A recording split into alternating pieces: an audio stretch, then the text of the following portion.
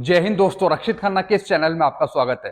दोस्तों, आज के इस वीडियो में मैं आपको एक जबरदस्त जानकारी दूंगा और ये जानकारी जुड़ी है पेंशन रूल के बारे में और पेंशन रेगुलेशन एक्ट के बारे में। पेंशन रूल्स और पेंशन रेगुलेशन एक्ट के अनुसार जो आपको फायदा मिलना चाहिए था पेंशन पे, वो आपको नहीं मिला। कुछ रैंकों को मिल गया फायदा और कुछ रैंकों को नहीं मिला, जिससे वन रैंक वन पेंशन पर भी नुकसान हुआ कुछ रैंकों को।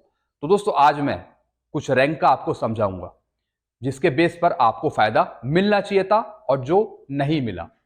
पेंशन रेगुलेशन एक्ट क्या कहता है, किन रैंकों को फायदा देता है और किन रैंकों को वो फायदा नहीं देता। तो दोस्तों, ये वीडियो आपके लिए बहुत इंपॉर्टेंट है और एजुकेशनल है, इसलिए इस वीडियो को आप शुरू से लेकर आखिरी तक देखेगा और अपने ग्रुप में भी शेयर कर दीजिएगा। वीडियो में आगे बढ़ने से पहले एक छोटी सी अपील कर रहा हूं, अगर आप पहली बार मेरा चैनल देख रहे हैं या फिर ये वीडियो देख रहे हैं तो आप मेरा चैनल सब्सक्राइब भी कर सकते हैं, जिसका नाम है रक्षित खन्ना, क्योंकि ऐसी जानकारियां, अच्छी जानकारियां अक्सर आपको मिलती रहती है इस चैनल के माध्यम से। और पेंशन से जुड़ी जो प्रॉब्लम आती है उसका भी सोल्यूशन किया जाता है बीच बीच में। चलते हैं दोस्तों, आगे बढ़ते हैं। दोस्तों, मैं बात करूंगा उन रैंक की जिनको नुकसान हुआ। ऑनरी नैब सूबेदार रैंक, जबरदस्त नुकसान। ऑनरी रैंक रिटायरमेंट के बाद मिला। जी हां दोस्तों, बहुत से हवलदार हैं जिनको ऑनरी रैंक मिला किसी ओकेजन पे, रिटायरमेंट के बाद।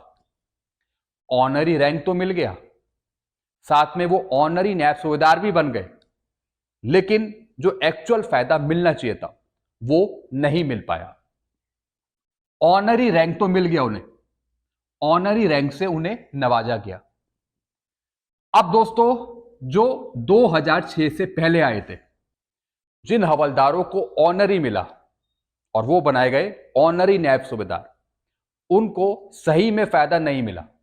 रेगुलर नायब सूबेदार का एरियर उनको मिल गया 1/1/2006 से 30 जून 2014 तक का। अब दोस्तों, नुकसान कैसे हुआ, अब मैं आपको आगे पेंशन रेगुलेशन एक्ट की तरफ भी ले चलूंगा। पहले मैं आपको समझा दूं कि कहां कहां पर इन रैंक को नुकसान हुआ। ओआरओपी 1 में अगर देखें, 2006 से जो पहले आए उनकी पेंशन 21,653, जो 2006 के बाद आए उनको मिली 24,233, यानी ऑनरी नायब सूबेदार एसीपी 1। रेगुलर नायब सूबेदार की पेंशन मिली जो 2006 के बाद आए थे।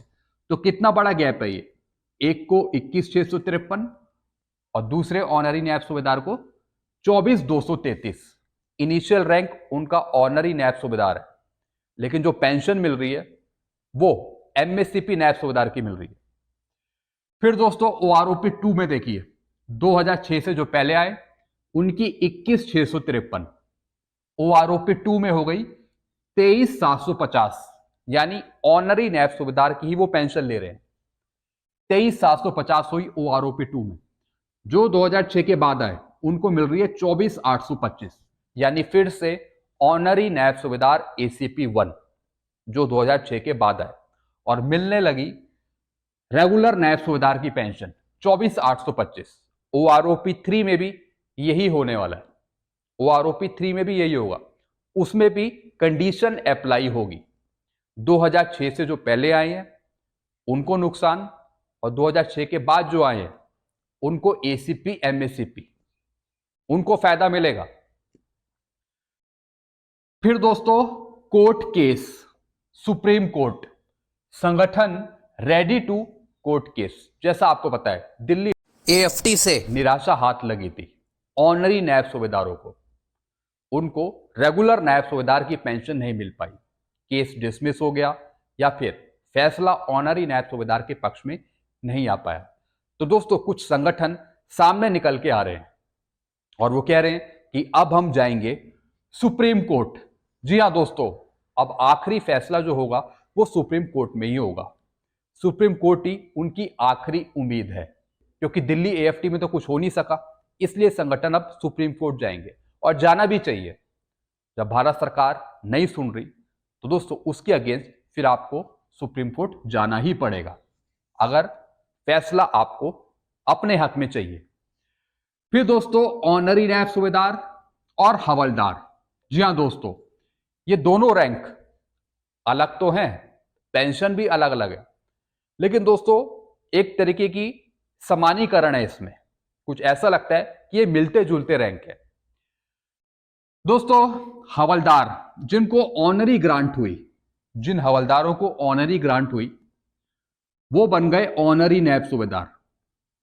ऐसी दोस्तों एक और रैंक है सूबेदार रैंक, जिन्हें ऑनरी ग्रांट हुई लेकिन सूबेदार मेजर की पेंशन नहीं मिल पाई, ऑनरी सूबेदार मेजर की पेंशन नहीं मिल पाई। तो ये दोनों रैंक ऑनरी से ही नवाजे हुए हैं, जैसे हवलदार रैंक और सूबेदार रैंक, ये दोनों रैंक ऑनरी रैंक से नवाजे गए हैं।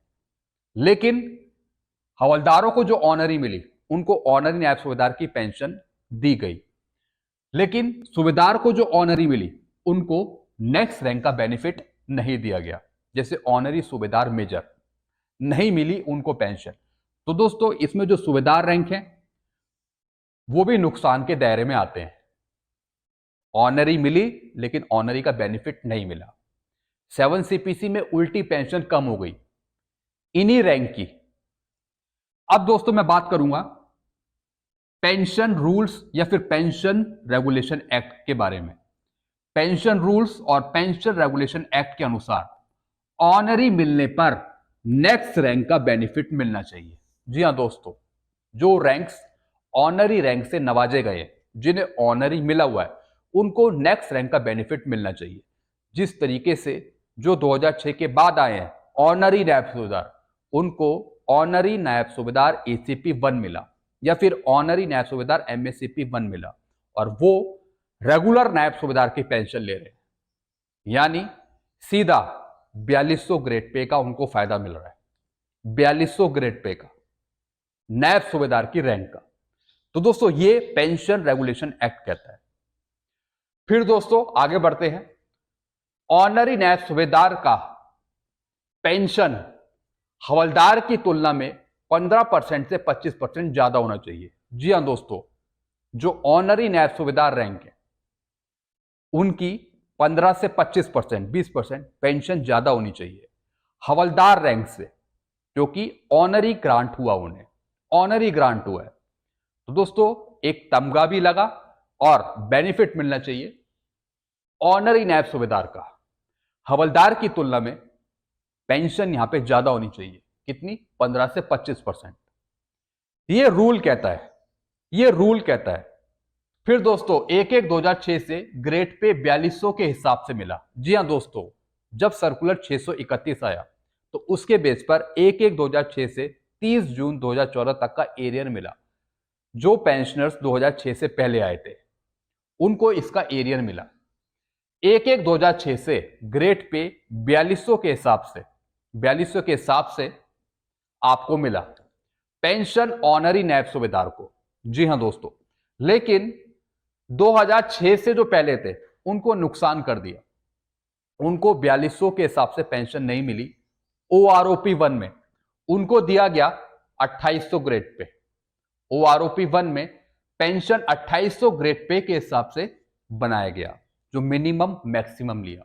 तो ओआरओपी में भी नुकसान करा गया ऑनरी नायब सूबेदार रैंक का, क्योंकि दोस्तों 1/1/2006 से ग्रेड पे 4200 मिला, जिसे 631 सर्कुलर में सेट करा गया था, जैसा कि आपको एरियर भी मिला था। लेकिन दोस्तों ओआरओपी में आपका नुकसान किया।